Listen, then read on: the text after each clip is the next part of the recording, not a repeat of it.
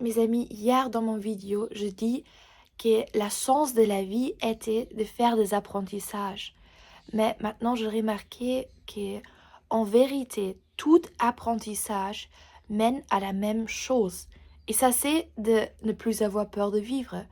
Parce que l'être humain vit toujours soit depuis l'amour, soit depuis la peur. Et quand tu vis depuis la peur, tu ne peux pas vraiment être en alignement avec ton véritable être, avec la création, avec la créativité qui se trouve dedans toi. C'est qui la vraie vie. La peur, c'est quelque chose qui appartient au monde physique, qui appartient à ce corps physique, qui appartient à l'ego ou l'ego humain appartient à la peur. En vérité, toute peur est la peur de mourir. Mais la mort appartient à la vie et ça signifie que quand on a plus peur de mourir, on a aussi plus peur de vivre.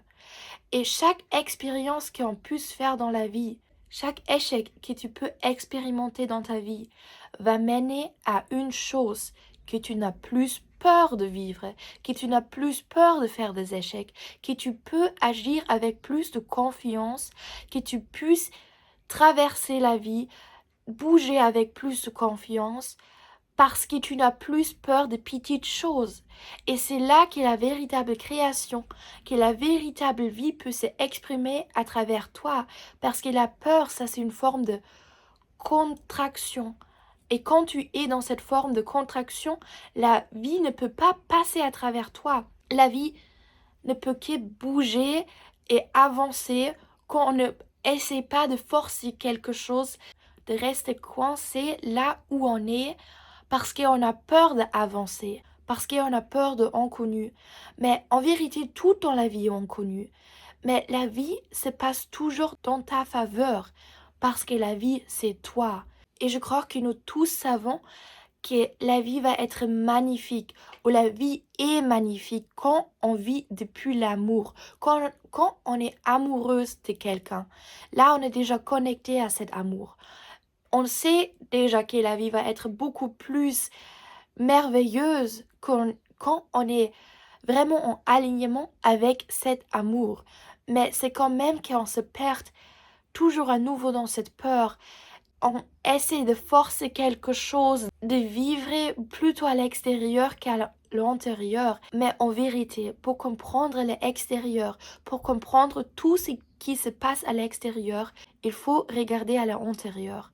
Parce que toutes les réponses se trouvent à ton intérieur. Il n'y a pas de différence entre l'extérieur et l'intérieur, parce que ça c'est la même chose. C'est juste une autre facette de la même chose.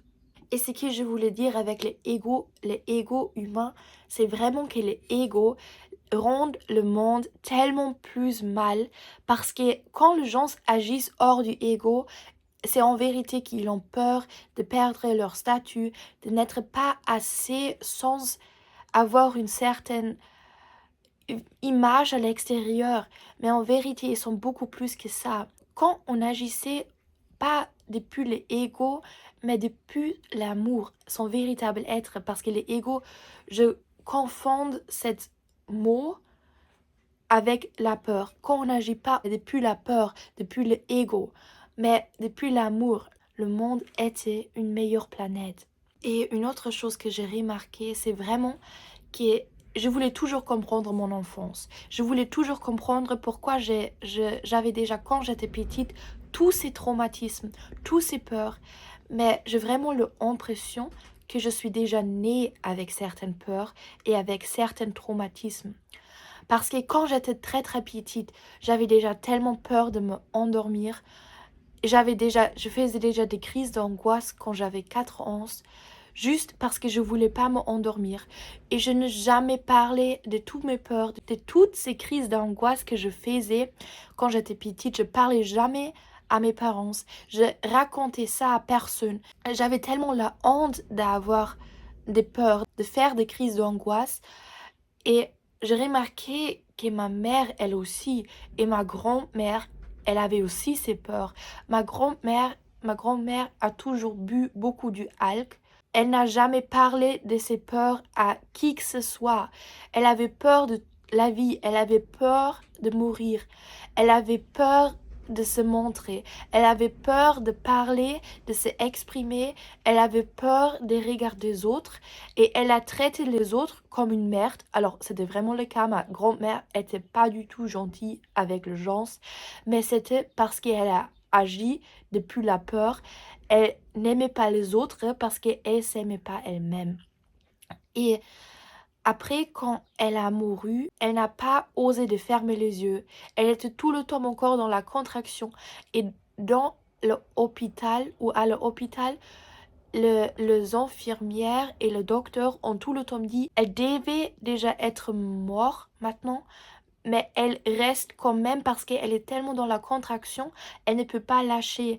Elle peut pas s'endormir et fermer les yeux parce que elle a tellement peur. Mais à une seconde où elle était seule, elle pouvait enfin lâcher et fermer les yeux. Et là maintenant, j'ai vraiment l'impression que tous ces peurs et tous ces traumatismes qu'elle pouvait pas guérir pendant sa propre vie sont restés dans ce monde. Et elle continue d'exister dans ma mère et dans moi. Et peut-être que c'est à nous maintenant de les résoudre parce que j'ai aussi remarqué que pendant toute mon enfance, j'avais tous ces peurs et je n'ai jamais parlé à personne. Mais tout est devenu mieux quand ma mère, elle aussi, elle a résolu ses propres peurs. Ce qui était en vérité la même peur, parce que ma mère, avait aussi tellement peur de s'exprimer, de se montrer.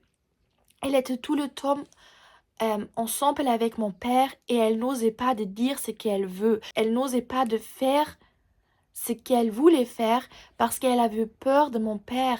Mais c'était pas vraiment à cause de mon père, mais à cause d'elle-même. Parce qu'elle se négligeait elle-même. Elle mettait mon père sur un piédestal et elle pensait toujours d'être pas suffisamment. Et pendant ma mère, elle pensait comme ça. Moi, j'ai aussi pensé comme ça.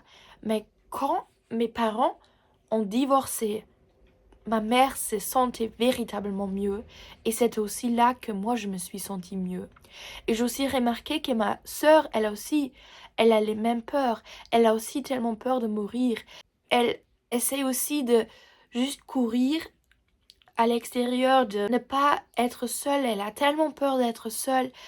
Comme ma mère, elle aussi, tous les deux, elles sont tout le temps juste en train de courir à l'extérieur. Mais en vérité, ils se sont vite. Mais j'ai aussi l'impression que de plus que j'ai guéri mes propres peurs, de moins eux aussi, ils ont peur. Mais je crois quand même que c'est à chaque être humain de résoudre ses propres peurs.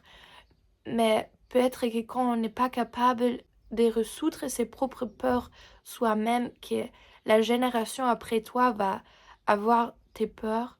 Je sais pas si c'est vrai, mais j'ai un peu l'impression. Et quand on dit que tout dans la vie est de l'énergie, là on dit aussi que quand une personne est confiante, quand une personne n'a pas vraiment peur, mais vit depuis l'amour. Ça c'est quelque chose de très très bien parce qu'on peut être inspiré par ça. C'est quelque chose de contagieuse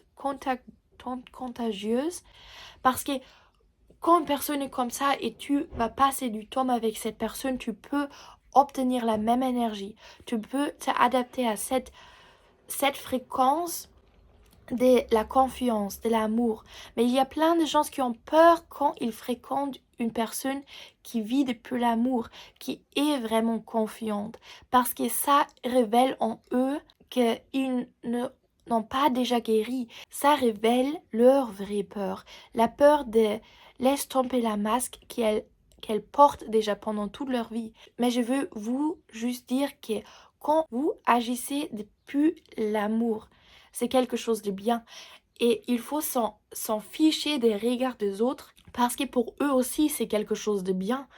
Mais quand une personne ne vous aime pas à cause du fait que vous êtes confiante, ça signifie que vous faites peur à cette personne parce qu'elle a peur que cette confiance pourrait révéler quelque chose dans elle parce qu'elle-même, elle va remarquer qu'en vérité, elle a encore beaucoup de blessures qu'elle doit guérir.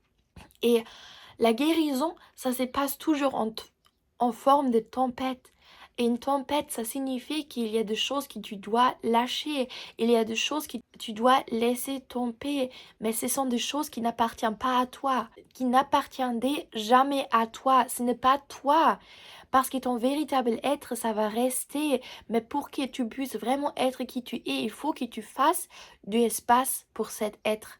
Et là, il faut laisser tomber les choses qui n'appartiennent pas vraiment à toi, comme des masques, des peurs, des possessions extérieures qui n'appartiennent à ton véritable être.